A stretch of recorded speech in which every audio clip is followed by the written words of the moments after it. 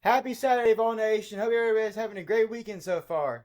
So let's go ahead and get into this. So I know that I didn't do a video yesterday, and I'm not going to cover all of what you think I'm going to cover. I'm just going to do a short and sweet video on the Arkansas game.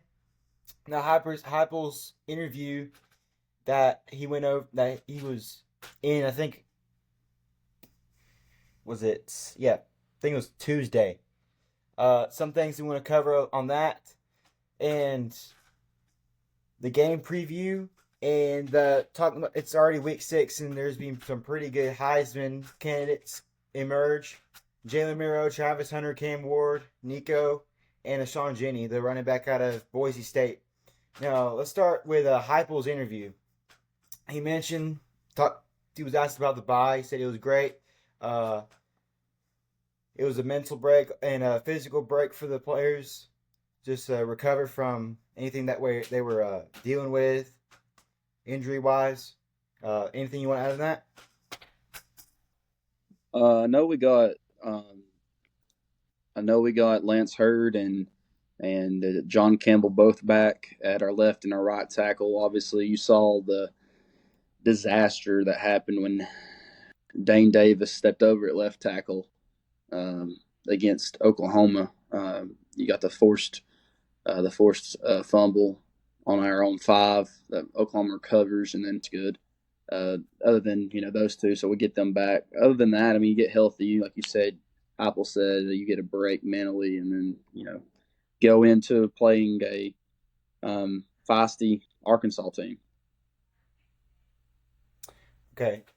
Speaking of Arkansas, they have a pretty stout defense. I would say probably equal to what Oklahoma has. Oklahoma, they lead the nation, I think, in forced turnovers.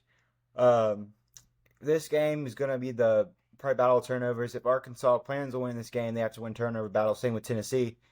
Uh, Tennessee's offense needs to play really good. Arkansas's defense will play really good on all 3 levels. The rush defense, they got to look out for that, and their third down defense is what makes them the team that they are, and for their defensive identity. I look at the Arkansas game, and what stands out to me is defense is mid at best. It's the offense that stands out to me. Leading rushers, Jaquindon Jackson. He's rushed for 9 touchdowns this year, 500 plus yards already. What's outstanding about this stat that I'm about to tell you is he's coming in averaging 6.4 yards per carry. We don't have a dude that has that. Okay, so you want to talk about Taylor Green all day long. We got to stop the run, both with a running back and the quarterback for Tennessee to go on the road and get a win. This is not a game that you can be like, oh yeah, Tennessee by 5 touchdowns. Not at all. Not at all. I think it's a 2 touchdown game. If Tennessee plays ball, it could be 3, but you may be looking in the fourth quarter with a tie ball game, and Tennessee gonna have to pull one out.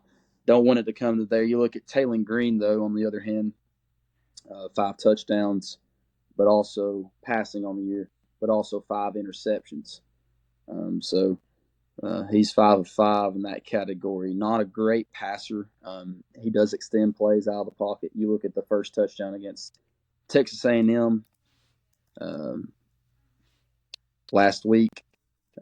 He rolls out and throws a 75-yard touchdown. Other than that, in the pocket, he doesn't concern me. And you're talking about defensive. Defensive, the one guy that stands out, their leaders, Xavier Sori Jr., 32 tackles on the year. And then on the back end, the secondary, the Tennessee transfer, Danico Slaughter is currently leading them in tackles, 25 of the year and 1 pick. Yeah. Speaking of, you just don't go into Donald W. Reynolds and get the dub. Tennessee has not won a game in Fayetteville since 2001. For all you Tennessee fans that don't know that stat, sorry to let y'all down. That's just facts. Um, game preview. You got Nico coming off a bye and obviously his first road win, playing in another hostile environment. Oklahoma, pretty hostile. I think Arkansas is going to be Oklahoma on studs. Uh, what are your thoughts on that? I think the environment's going to be the same as far as the stadiums are built similar. I mean, I believe Arkansas. I don't know the dimensions of the stadium. They're going to do the annoying call the hogs. It's going to be. It's just Yep. another road test. I think that they, coming off the Oklahoma game, we learned a lot about Tennessee. Um, Nico's lived up to his hype so far, but what are you going to do now? I mean, you got your first road win. Congratulations. There's still 10 plus games left to play in the season if you look to postseason play. Um, we're just scratching the surface. So if Tennessee wants to take the next step in the season, you got to go game by game, play by play. And I think Heupel and company um, has instilled that in their players, and the players understand that it's not about the next game, it's not about the next play, it's about this play. And Mm-hmm. I think Tennessee's going to be fine in Fayetteville. I do. Um, you got Bobby Petrino back at the OC spot.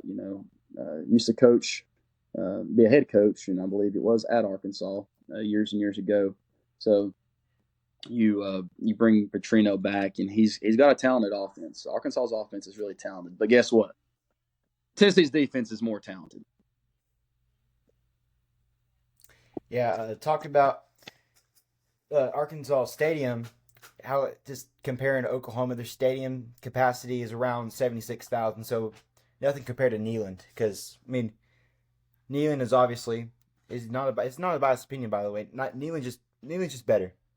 And our last segment, the Heisman or finalists, or not technically finalists, but Heisman candidates that could potentially be a finalist. Are they over or underrated? Starting with Jalen Milroe, my thoughts. I think he's overrated because I mean he runs the ball a lot. I mean he's almost like a Lamar Jackson, but Lamar Jackson's better.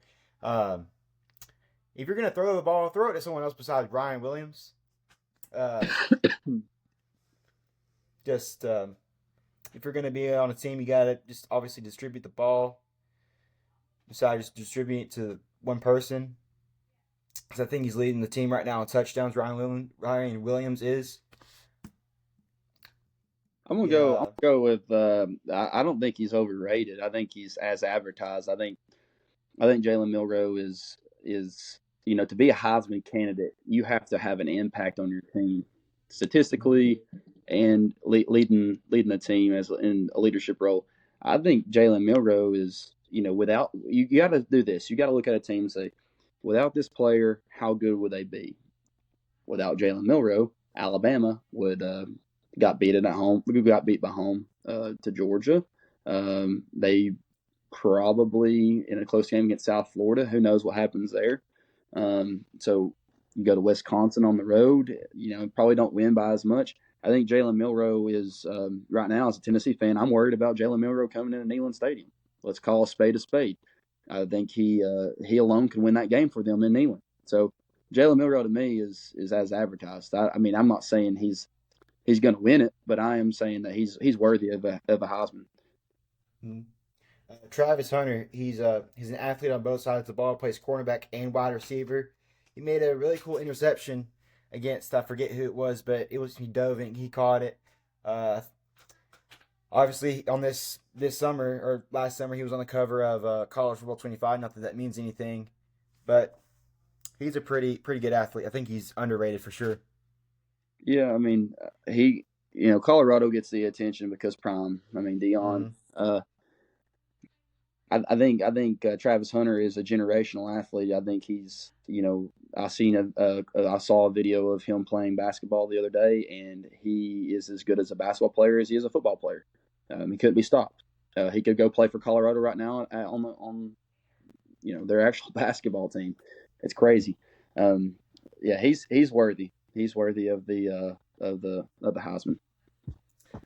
Cam Ward for Miami, the quarterback. In my opinion, he is overrated. Just look at their schedule. They haven't really played anyone except for that close game against Virginia Tech, which they should have lost. It was a catch. Uh, I mean, they played Florida. They played South Florida, I believe. No, they played Florida A&M. They played Virginia Tech.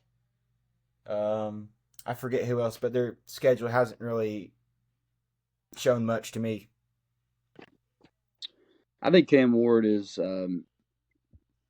I would rank him below the first two. Um, but he's had some Heisman moments so far this year. You look at Virginia Tech game. They have him wrapped up in the pocket. He breaks through 2 sacks and then just kind of shuffles the ball out to his tight end. I mean that play alone to me was like okay, that's giving your all for your team. Depending on what they do the rest of the season, depending on if they make playoffs, etc., we'll see. But your team success has to deal with also if you win the Heisman or not. You know, you can't not go to the playoffs and then win the Heisman. I personally think that. I mean, Mm-hmm. you gotta have an impact on your team by winning. I mean, it is what it is. Uh, Nico Iamaleava. Obviously, he's uh, not a true freshman. He's a redshirt freshman this year, coming off of a bye. We talked a little bit about him. People, I'd say they don't. I wouldn't say he's not under the radar as much, but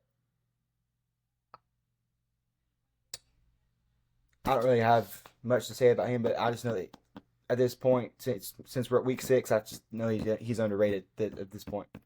I think the stats are not there for Nico to win a Heisman yet. If Nico's going to win a Heisman this year, he's going to have to do a lot more. Right now, Nico would be at the bottom of the barrel of all these candidates. Yeah, I'm a Tennessee fan. Yeah, is he better than Milton? Sure, but like let's look at it. Like he's yet to throw for over. I mean, I see the first game of the season. What do you have? I know the first half. Yeah, he set the first half scoring record, um, or passing yards record in the first half. But other than that, you take that game away. Well, who are you playing in the first game? Nobody. So you know he does what's asked though. That's what's really good about Nico. I think he's another generational quarterback. I think he can put the ball where it needs to be. In order for Nico to win the Heisman this year, you got to beat them at home, and I think you got to put up some gutsy performances on the road, like at Georgia. If you make the SEC championship game, that would be big. But regardless, Nico's got to perform at a more higher level. With that being said, in my opinion, I think they have taken Nico and they've put him in a box, and I think the box is going to be opened up tonight. And if it's not opened up tonight, it's going to be against Florida at home next week. It's going to be, hey, we've kind of scripted everything. We're going to let you go play ball now and be who we thought you were, who we've been paying you to be, and why you came to the university and played in this offense. So I think Nico could get there, but right now he's at the bottom. I could see next year Nico being that top 2, top 3 guy. Yeah. Ashawn Genty, he's not getting the appreciation that he deserves right now. Uh, Absolutely. uh, me personally, he's underrated. Putting up big numbers at Boise State as a running back, just absolutely big numbers. In the new CFB 25 update, he got big boosts as well, along with Travis Hunter. Honestly, he's one of the if I had to pick top 3 finalists for Heisman, he's one of my 3. Yeah, right now I would go top 3 would be Milrow, Hunter, and Genty for sure. Yeah. All right. What's your score prediction for tonight? For the night, Tennessee, I was going to ask you if we're going to do that. Yeah, give me. I think we could see scoring similar to the Oklahoma game, a little higher for Tennessee. I don't expect Tennessee to go in there and put up 50. I don't. We don't need to have that expectation. Um, but I'm not saying that Tennessee cannot win by a convincing amount. I think this game could have a feel of 2021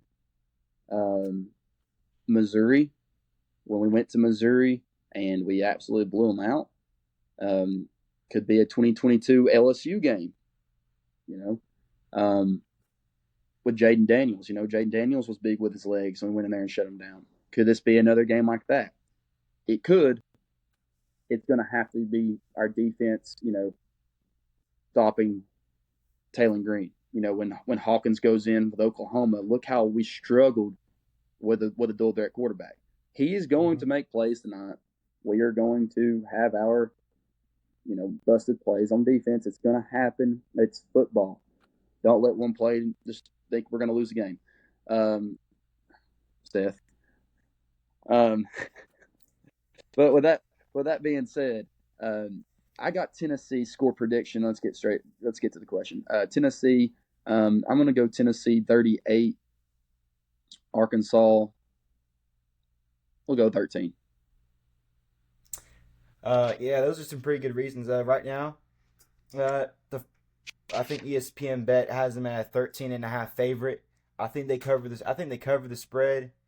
Yes. And I think they pull out a 42-21 win in Fayetteville against the Hogs. I like it. But no field goals. All right. All right. This has been another episode of the VolsCast. Thank you for watching. Like and subscribe for more. Go Vols. Go Vols.